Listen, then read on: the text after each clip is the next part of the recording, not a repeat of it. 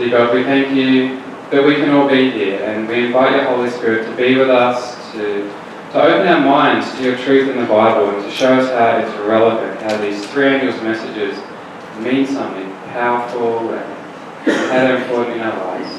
We thank you in Jesus' name. Amen.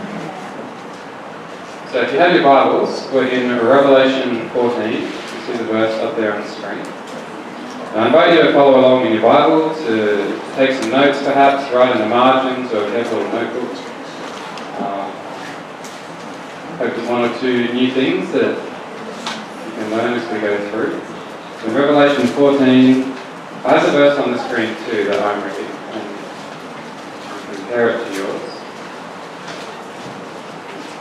So the first angel has come and gone. He's talked about worship, and now the Bible says another angel comes. It's the second one, and he says, "Fallen, fallen is Babylon the Great, who made all nations drink of the wine of the wrath of her fornication."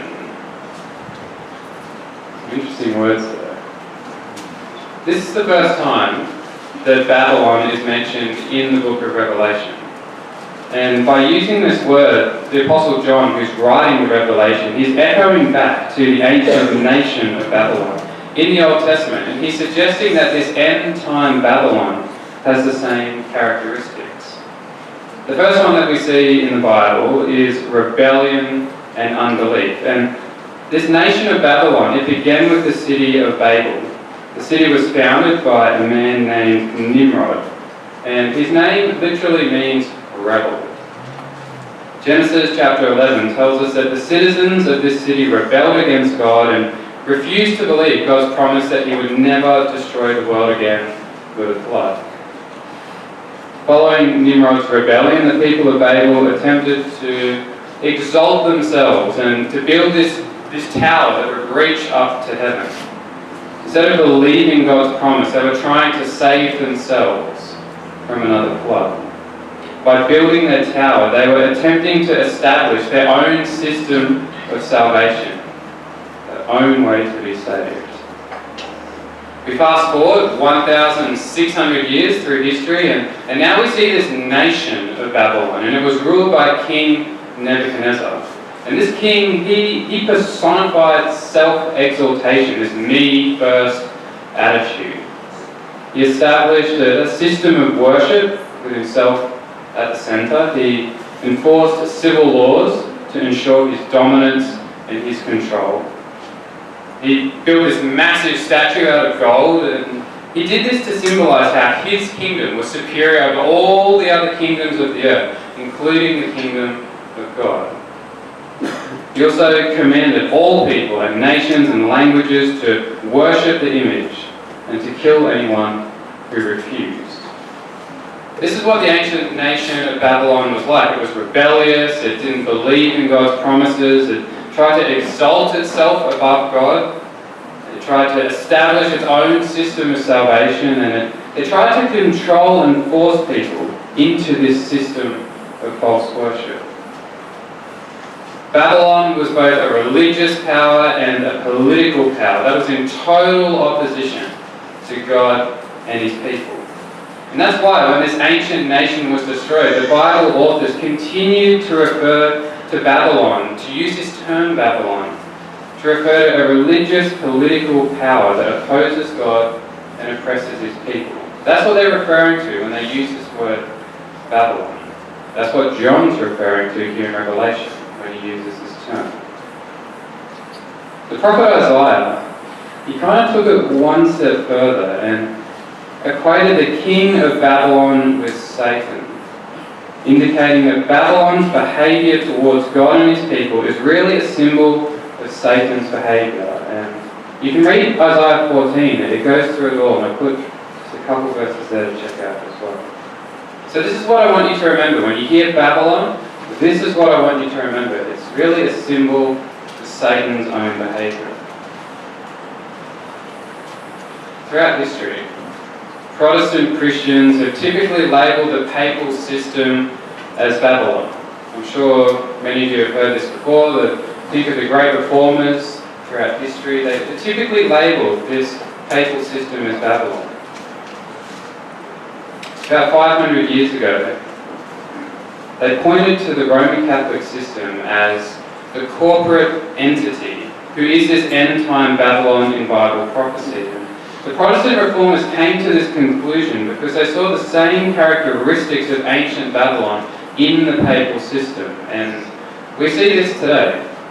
We see self-exaltation, where the Pope claims to occupy the position of God on earth. As Christians, we can't accept that because the Bible says that when Jesus returned to heaven, he sent the Holy Spirit to guide his people. He didn't send the Pope.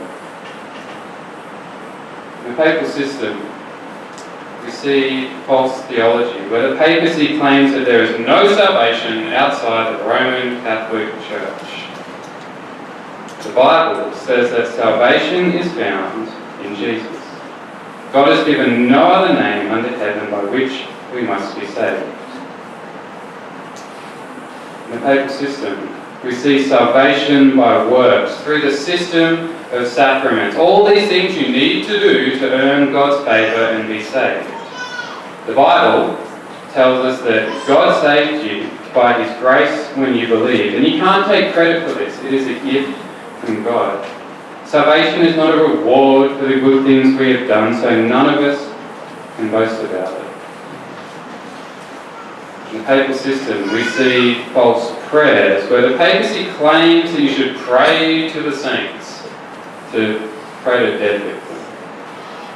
The Bible says that you should present your requests to God. In the papal system, we see false worship, and it's epitomised by the papacy's claim to have changed God's Sabbath from Saturday to Sunday. When we read the Bible, it says the seventh day is the Sabbath of the Lord your God. We read the Bible, and when Jesus kept the Sabbath, he always kept it on the seventh day of the week. And you know, in my opinion, if it's good enough for Jesus, who's God, then it's good enough for me. I want to follow Jesus, and this is how Jesus kept the Sabbath.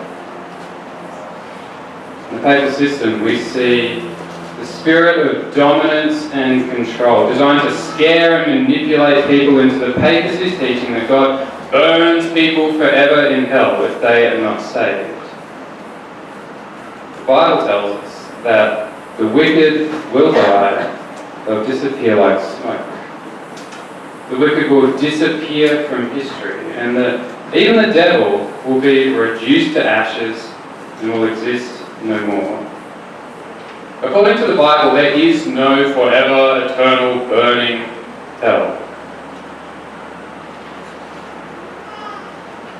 The last one in the papal system that we see is this pure selfishness. As the papacy teaches that you can buy indulgences, that you can pay them money so that people will spend less time burning in purgatory.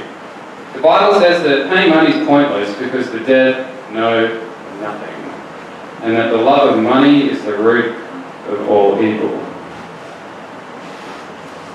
This list of things that have just gone through, it might sound a little bit crazy, you know, oh no, that was the Roman Church way back, thousands of years ago, that's what they were like. But if you go to their website, if you go to Vatican.com, you know, that big website with all their official teachings, their catechism, all their list of doctrines, it's all still there. I want to check it for these. It's all still there. This is all still official teaching of the Roman Church. They're all central teachings of the papal system. And that's why all those centuries ago, the Protestant reformers identified it as this end-time Babylon. It exalts itself above God. False theology, salvation by works, these false prayers, false worship, dominance and control, and this selfishness. The interesting thing is, though, that despite all of this, you can't find a single verse in the Bible that says that the Roman Catholic Church is Babylon. There's no verse that says that. And there's a good reason for that.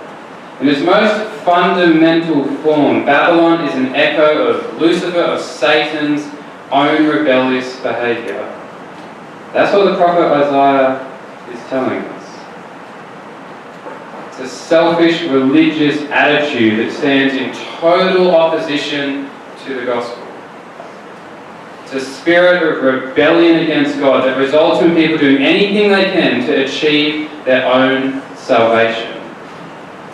That's what Babylon is in its most fundamental form. And we see this spirit of rebellion developing and maturing throughout the Bible. We see it at the beginning in Adam and Eve as they rebel and they eat that forbidden fruit. We see it in Cain as he kills his brother Abel over an issue of worship. We see it in the state of the world before the flood. We see it in the Tower of Babel.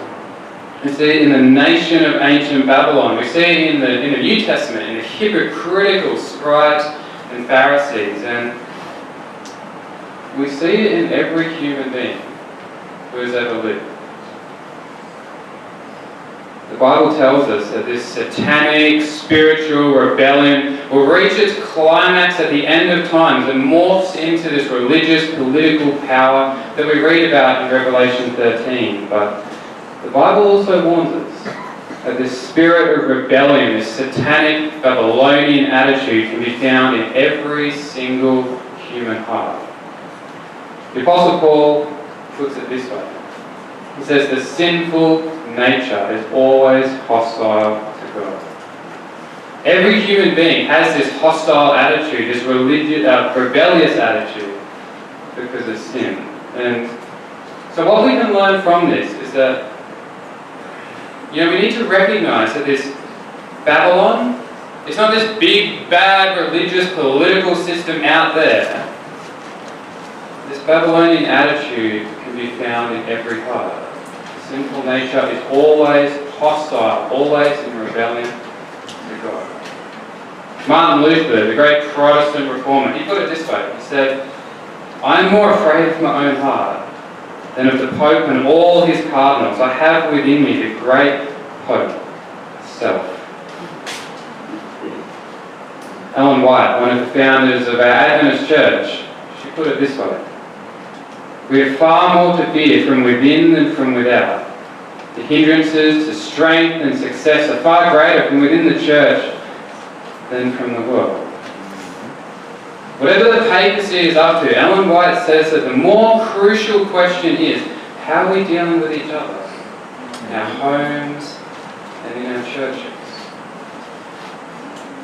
A few years later, Ellen White made quite a bold and challenging comment for Adventists to consider, especially those who focus on the papal system as the danger.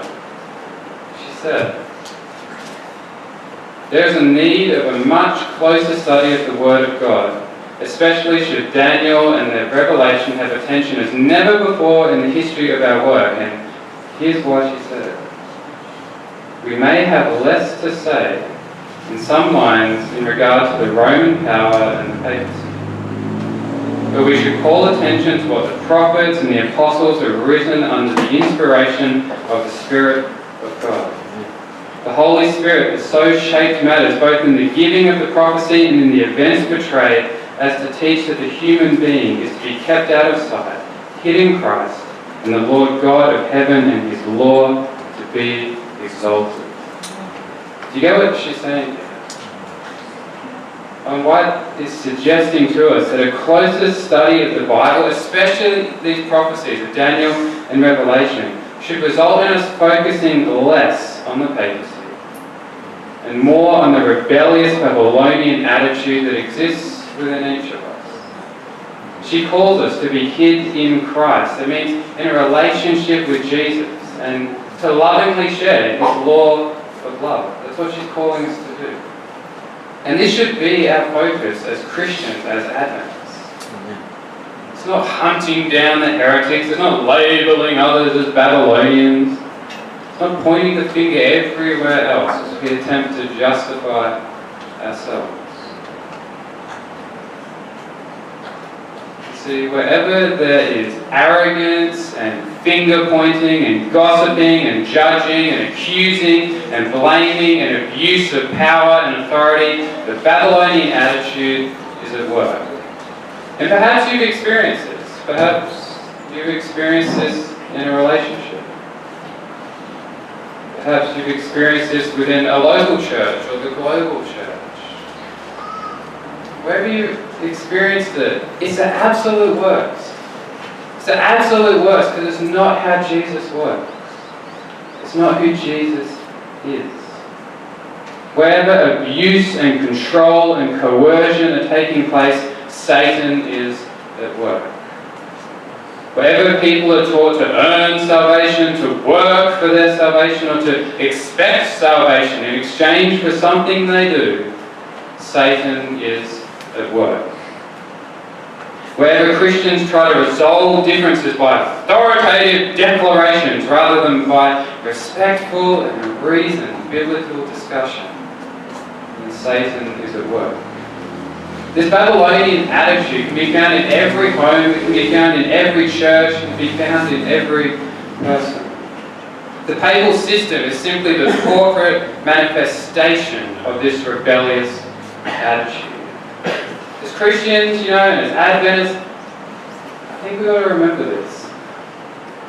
We've got to remember this, especially when we're talking to Christians who haven't heard the second angel's message. They've never heard it. They're simply living the Christian life that they know and they understand. And we have a great message to share. We're told to share. But we need to be oh so careful in how we do it. This Babylonian attitude is found in every single sinful human being. The warning of the second angel is not for them, it's for all of us. The book of Revelation is given to every single person on earth, to every single Christian. As Adventists, we have a beautiful, unique understanding. The message of Revelation is for all. And that's what the second angel is all about. Go now to the third angel.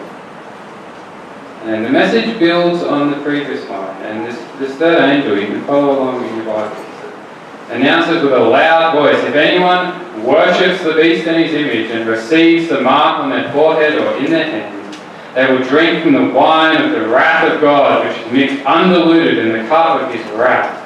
And they will be tormented with fire and sulphur before the holy angels and before the Lamb. And the smoke of their torment ascends forever and ever, and they have no rest day and night, those who worship the beast and his image, and whoever receives the mark of his name. We follow our sinful natures. Instead of following God, we will live lives that are in total opposition to God. Sin is in total opposition to God. When we read the Bible, when we read the Gospel, it tells us to love God and to love others. That's the Gospel. In total contrast to this, our sinful nature says to only love ourselves. This is why in sinful human religion we see human beings exalted to the place of God. We see salvation being offered through rituals and deeds, which is just salvation by works. Unfortunately, this is what we see in the papacy. It's sinful humanity's attempt to create a system where we can earn salvation and earn our way into heaven. It's a system of self-exaltation and self-justification that pretends to be God's church. It's these papal principles that define the Babylonian attitude. And the only way to stop this attitude creeping into our churches, creeping into our lives, is to totally reject it, the doctrine of justification by faith. The message of justification by faith, it is the third angel's message. When people join the Adventist church, you've probably seen this, it may have happened to you, you may know someone it's happened to. When people join the Adventist church, it's often drummed into them that the third angel's message is a warning against the papacy enforcing the mark of the beast. What is the mark of the beast? Going to church on a Sunday. That's what we tell people. And then we live under this proud illusion that we preach the entirety of the third angel's message. But we need to be clear about this. Because if we think that the mark of the beast is the key issue, and not justification by faith, then we haven't understood the third angel's message. If we are simply identifying the papacy as the beast and Sunday enforcement as the mark of the beast, we haven't understood the third angel's message in its entirety. All we're really doing is confirming the belief that that big bad guy is out there in that big bad Babylonian system, rather than in our own hearts. When we focus on everyone else, we get this false sense of confidence in ourselves. And we get an attitude of suspicion towards everyone else. That's why the third angel's message calls us to immerse ourselves in God's saving grace and to become suspicious of our own sinful natures. You don't get into heaven by pointing out all the sinners. Get into heaven when you have a personal relationship with Jesus, when you accept His gift of salvation on the cross. Amen. We need to immerse ourselves in God's saving grace, not become finger pointing at everyone else. We need to be suspicious of our own sinful nature. How can we reject that sin that the devil tempts us with? The third angel's message is the message of justification by faith. That's why Ellen White, she made this comment, justification by faith is the third angel's message in verity. And that last word, verity, is an old-fashioned word. We don't use it anymore, but it means that justification by faith is the foundational truth of the third angel's message. That's what she's telling us. To understand why the third angel gives this message, we need to go back to Revelation 13. And here we meet a beast, and it comes out of the sea. And I know a few of you made it to our Revelation seminars at Mount Gravatt, and if you've been to a Revelation seminar before, or you've simply studied this yourself in the Bible, you'll know how the Bible shows us who this sea beast is. And it's a symbol, and it represents the papal system. Daniel 7 and Revelation 13 tell us that the main features of this papal system are salvation by works, and the use of manipulation and force to control others. In Revelation 13, we meet another beast that comes, this time from the land. And this beast represents Protestant America. And in the Constitution of the United States, it has these two truths, these two gospel truths. The first is that all human beings are created equal, and that no pope or president or any person should rule over anyone else. The second is that every single human being is born free, and that we should all have the freedom of choice to live and worship however we choose. That's foundational. We see that back in the Garden of Eden. God gives Adam and Eve the freedom of choice to do whatever they like, to worship whoever they choose. Even still knowing how bad the consequences are, God always gives this freedom of choice. Revelation 13 then tells us that this freedom will be overturned as Protestant America joins with the papacy to enact laws which violate freedom of choice and result in people acting out their picture of God. That's what will happen at the end of time. It's not they do this and they do that. It's people acting out their picture of God, acting out their understanding of who God is and how He interacts with humanity.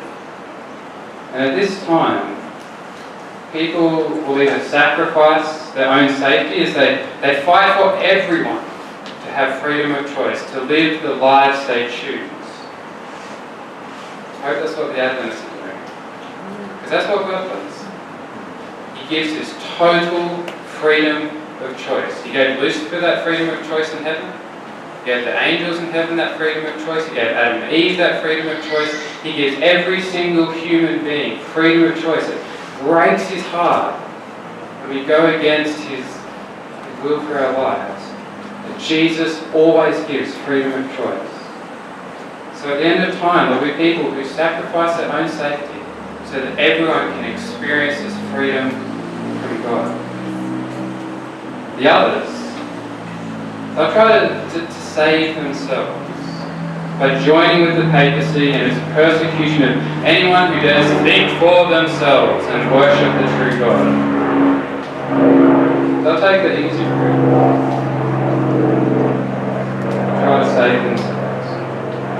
During this final crisis that we know is coming, the contents of every single heart, the allegiance of every single person will become abundantly clear. That's what the time of the end is all about. Declaring through our allegiances to. Where does your loyalty lie? That's what happens in the end time.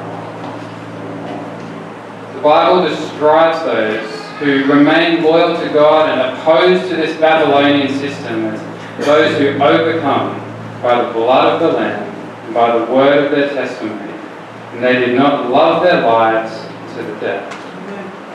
They're selfless. The same way the Bible didn't label the Roman system, Roman Catholic Church. It doesn't say Adventist here. It's those who overcome by the blood of the Lamb and the word of their testimony, and they do not love their lives to the death. I hope this is the Adventists. I hope that there are millions of Christians who decide to do this. This is God's end time people. The Bible tells us another characteristic. It says, those who keep the commandments of God and the faith of Jesus. I hope this is the Adventists, right? I really like to think it is, and I hope that, again, millions of Christians, millions of people join in keeping the commandments of God, every single one, and having the faith of Jesus. This is why we exist. This is why we come here on Sabbath morning. This is why we're Adventists with a message to share, to call people to do this. Because we know when you do this, when you keep God's commandments and the faith of Jesus, life is so much better. I've never heard anyone go, I keep the commandments of God and my life sucks, you know. I stopped murdering people and my life was shocking me. I kept the Sabbath and I hated every second. No, it's an incredible blessing. When you do what Jesus did, when you keep the commandments of God and the faith of Jesus. These are God's end time people. These are God's end time people right here. The faith of Jesus, it's a tricky one perhaps to understand. The commandments of God, pretty straightforward, 10 commandments. It's a simple enough statement, but what is the faith of Jesus? Ellen White says this: faith in the ability of Christ to save us amply and fully and entirely is the faith of Jesus. That's what it is. Faith in the ability of Christ to save us amply, to the nth degree, fully, entirely. That's what the faith of Jesus is. That's why the cross is so powerful, because when we look at the cross, we see Jesus' ability to save us on full display. We see selflessness, not selfishness. We see freedom of choice, not manipulated actions. We see voluntary submission, not coercive force. We see other-centeredness, not self-centeredness. We see belief in God, not belief in self. We see Jesus' loyalty to God, not compromise to Satan. We see Jesus exalting God, not exalting self. We see the faith of Jesus and not the works of self. We see that it is finished by Jesus alone. There is nothing we can add. It is finished by Jesus alone. If this is what you see as the cross, if this is what you believe in your heart, if this is what you claim to be true, then you understand the third angel's message. You understand justification by faith. You will be saved. 100% guaranteed you will be saved. You have to wake up in the morning, oh, what happened? Am I saved today? When this is what you understand, when this is the Jesus you see on the cross, when this is your Saviour, you believe and accept in your heart, you are saved. It's the best news. It's the best news. And this is your reality in the end times. You will stand opposed to false religion and false worship and false displays of loyalty, because instead of giving in to this me-first Babylonian attitude, you would rather lay down your life than ever betray the one who laid down his life for you. You make this choice because you know that Jesus' sacrifice alone is enough to save you. Amply, entirely, completely. Jesus' sacrifice alone is enough to save you. It's not 90% the cross and 10% your good deeds. It's not 50%. You can't balance it off. Jesus' sacrifice alone is enough to save you.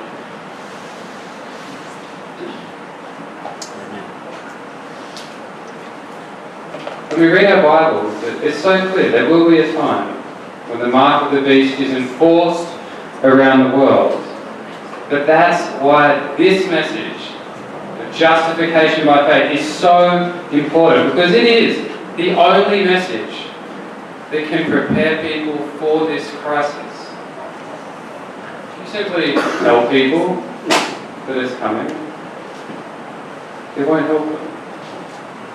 You simply identify false religion, false worship, and false displays of loyalty. Identifying stuff doesn't help anyone. Simply warning people about this Babylonian attitude, it's not going to help anyone. How will that help them have a relationship with Jesus? How will that help them to know that they are justified and saved because of what Jesus has done? We can point stuff out. I can tell you that the grass is green. Does that make any difference to how you see the grass? Right? You can tell people this stuff in the Bible. America's this, papacy's that. Let's point them to Jesus. Let's show them what He has done throughout the book of Revelation, throughout the Gospels, throughout the Bible, throughout our lives, in our world, throughout history. The only thing that will truly prepare people to withstand the devil's deceptions is the knowledge that they are justified and saved by faith alone. I think that is a message worth sharing. Perhaps it's sometimes hard to share these three angels' message, especially the second and third, which often seem like we're pointing the fingers, that we're condemning. But I think when we look at it this way, the way Ellen White encourages us to look at it, the way the Bible explains it, it's such a great message. It's filled with hope. It's filled with the love of Christ. We see it on the cross. This is our message to share. This is our message of hope. And this is the message that the whole world needs to hear. Let's pray. Dear God, I pray on behalf of everyone here that your Holy Spirit comes into our lives and helps us to identify this Babylonian attitude that exists in our own hearts. Please help us to reject it. Amen. In Jesus' name, and follow you every day of our lives. Please help us to look to the cross and realize that you paid the price. Amen. The eternal price of salvation for us, that you offer it to us as a free gift. Thank you that we are 100% justified and saved by our faith in our Saviour, Jesus. Amen. Please help us to follow Him every single day of our lives and into eternity. So I pray in your name. Amen.